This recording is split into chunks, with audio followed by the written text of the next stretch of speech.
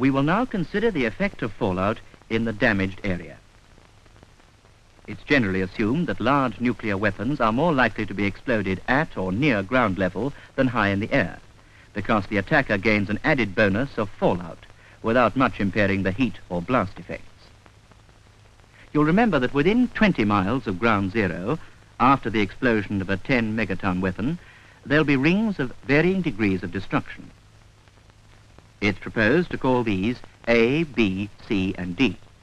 In this case, A represents total destruction out to 3.5 miles. B, irreparable damage out to 5 miles.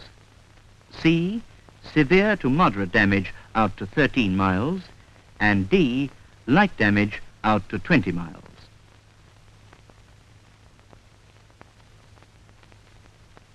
It's hoped that about half of the population from probable target areas would have been evacuated to the country before war started. Those that remain should have received a red air raid warning before the burst, and so be under cover.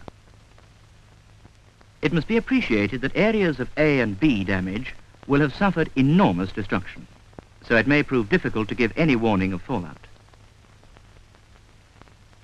There will inevitably be a great number of dead and dying in these areas, and those that escape with their lives will be subject to the additional hazard of fallout. Here in A and B, the fallout will probably carry a lethal dose to those exposed to it in the open. Initially, it may be so great that the chances of survival of people here, if they survive the blast and other direct hazards, will depend upon the degree of protection from fallout that remains for them. It may be in a slit trench or in the basement of a damaged building, like this. For at least 2 days, those who survive, warden and public alike, must expect to be self-supporting. They'll have to rely on their emergency stores of food and water and remain under cover until they can be released.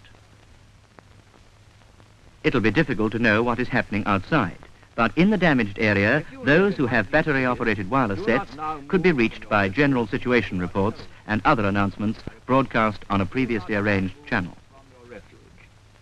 The area around your house may be dangerously radioactive from fallout. In areas of C and D damage, especially upwind of ground zero, a short time may elapse before fallout arrives. It should be appreciated that part of C is likely to be within the fire belt caused by the heat effect.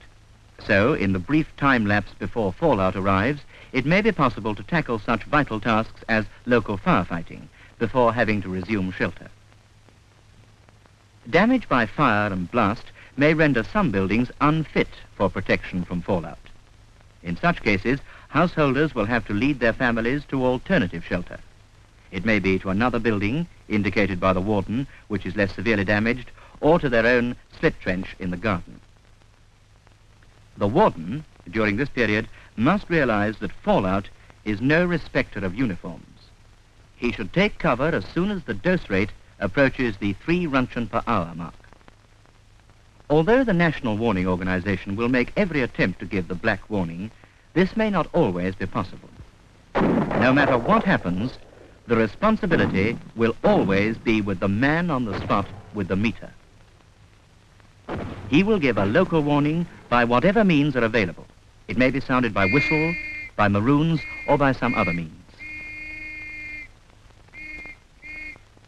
We must now consider how the life-saving teams can carry out their tasks without receiving too high a dose of radioactivity from fallout. The Civil Defense Controller will direct effort to the upwind arc of the stricken city so that they can start their vital work at a comparatively low dose rate. You'll remember that 25 Roentgen was the dose which could be received in one go without ill effects. We were also told that if the dose was spread over a longer period, then a higher figure was permissible. In fact, working in shifts spread over a period of 3 days, the acceptable dose might go up to 60 Roentgen. These figures give us a yardstick upon which to work, so that civil defense personnel do not exceed the permissible dose, which must still, however, be checked on their Radioactive instruments. If they operate on a shift system of 8 4-hour shifts spread over 3 days, their total permissible dose could be 60 Roentgen. That's an average of about 2 Roentgen per hour. In fact, allowing for decay during each shift, they could start work where the dose rate was not more than 3 Roentgen per hour, as long as they keep on checking their total dose received.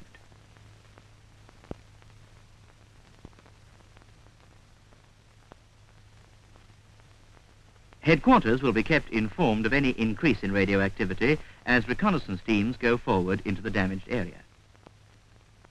These reports of radiation intensity will be plotted on the control room map and will supplement the information supplied by the National Monitoring Organization based on the Royal Observer Corps posts. A line drawn through points having a reading of 3 Roentgen per hour therefore gives a simple guide to the limit up to which operations can be commenced without delay or undue risk. This contour is known as the green line. The pattern of fallout for some 20 miles or so around ground zero is likely to be very variable. The contours of radioactivity will be irregular, and the green line could initially be anything from, say, 5 to 20 miles upwind of ground zero. We'll now take a case where the green line has been established at, say, 10 miles from ground zero at H+1, 1 hour after the burst. As radiation decays with time, so this line will contract towards ground zero. At H+4, it might have shrunk to within 8 miles of ground zero. At H+8, to within 6 miles. At H+24, to within 4 miles. And at H+48, on the upwind side, it may have contracted to the edge of total destruction by blast. When teams have used up their dose of 25 Roentgen, or its equivalent, spread out over a longer period, arrangements may have to be made for their relief and withdrawal to uncontaminated areas. There may, however, be circumstances where it would be intolerable to restrict vital operations to areas where the dose rate was not more than 3 Roentgen per hour. This would apply particularly to work in areas threatened by fire. In these circumstances, the controller may decide that it will be necessary for the personnel involved to risk getting their 25 Roentgen in one shift of, say, 4 hours. This would mean an average dose rate of about 6 Roentgen per hour. But again, allowing for decay during the 4-hour shift, it would be possible to start at a dose rate of 10 Roentgen per hour. The total dose must still, however, be checked on dosimeters. For this, a red line will be used. With a 10 megaton bomb burst at or near ground level, this red line is always likely to be a mile or two inside the green line at any time after the burst, and thus at H+48 would probably extend 2 miles upwind of ground zero. We now know something of the conditions that are likely to exist in the damaged area. The rescue teams entering the damaged area from the upwind and crosswind sides should be able to operate freely in shifts to within something like 10 miles of ground zero, working to the green line. Those in the more heavily damaged areas will be reached perhaps some days later as the contracting green and red lines allow the rescue parties to probe further and further inwards. Special task force teams may be directed to areas that need urgent attention beyond the green line and up to the red line. No matter how much trained rescue aid is available, emphasis must still be laid on self-help. So the important tasks of life-saving, rescue work, firefighting, and care of the injured and homeless will go on. Progressively, a picture will be built up of the area of damage and the severity of fallout. The problem will be sized up, plans made, and put into operation. Some will not make this journey out of the damaged area. The number who do may well depend on the example you set, showing them the way to prepare and protect themselves from fallout.